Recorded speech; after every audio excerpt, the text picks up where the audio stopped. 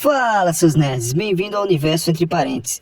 Por motivo de abundância, eu tive que mudar o nome do canal. No vídeo de hoje, iremos falar sobre a tabela periódica e os elementos químicos. Assim como a chamada da escola serve para ordenar o nome dos alunos em ordem alfabética, a tabela periódica serve para ordenar os elementos químicos, só que em vez de ordem alfabética, é em ordem de número atômico. Mas Felipe, o que é número atômico? No vídeo anterior, vimos que o átomo é composto por partículas, tendo um núcleo e uma eletrosfera.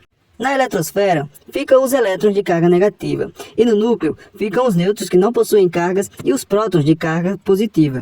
E o número atômico é justamente a quantidade de prótons existente no núcleo de um átomo. Por exemplo, o átomo de um elemento químico que possui um próton em seu núcleo tem um número atômico igual a 1. Se o átomo possui 2 prótons, seu número atômico é 2, e assim sucessivamente. E o número atômico funciona como uma identidade, já que cada elemento possui o seu próprio número atômico.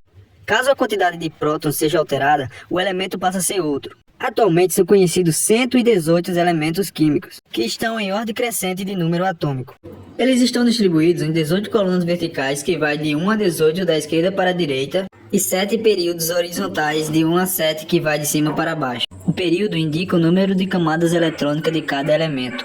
Então os elementos do período 1, que são eles o hidrogênio e o hélio, possuem apenas uma camada de elétrons. O do período 2 possui 2 camadas e assim sucessivamente. Atualmente, os elementos atingem no máximo 7 camadas. Elementos da mesma coluna possuem a mesma quantidade de elétrons na última camada, conhecida como camada de valência. Assim, todos os elementos da coluna 1 possuem um elétron na sua última camada, como o hidrogênio, que está na primeira coluna e no primeiro período, e possui apenas uma camada e um único elétron nessa camada. Logo abaixo do hidrogênio temos o lítio, de número atômico 3. Ele está na coluna 1 e no período 2, possuindo 2 camadas, com 2 elétrons na primeira camada e 1 na segunda.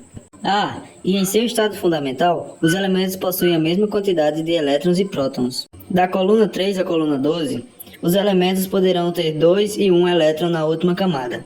Na coluna 14, os elementos possuem 4 elétrons na última camada. Na coluna 15, possuem 5 e assim sucessivamente até a coluna 18. Com exceção do hélio, que possui apenas 2. As colunas também são conhecidas como família, então provavelmente você vai ouvir termos como família 1A, 2A, 3A, onde o número antes do A indica a quantidade de elétrons na última camada. Agora vamos aprender a ler os elementos na tabela periódica.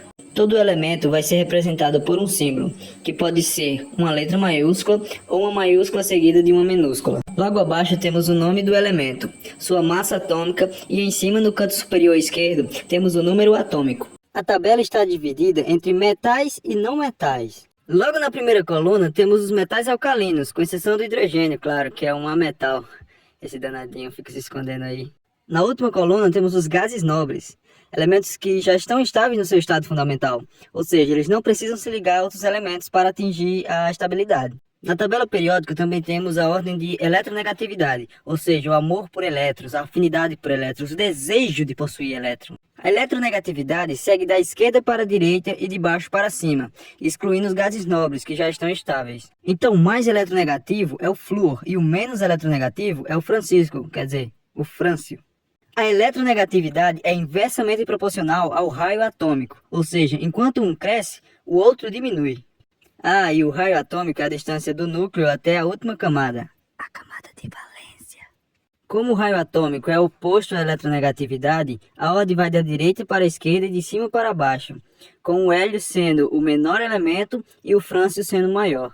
Eu espero ter ajudado. Se ficou dúvidas, deixem aí nos comentários que eu irei tirá-las no próximo vídeo sobre ligações químicas. Deixe seu like e se inscreva no Universo Entre Parênteses.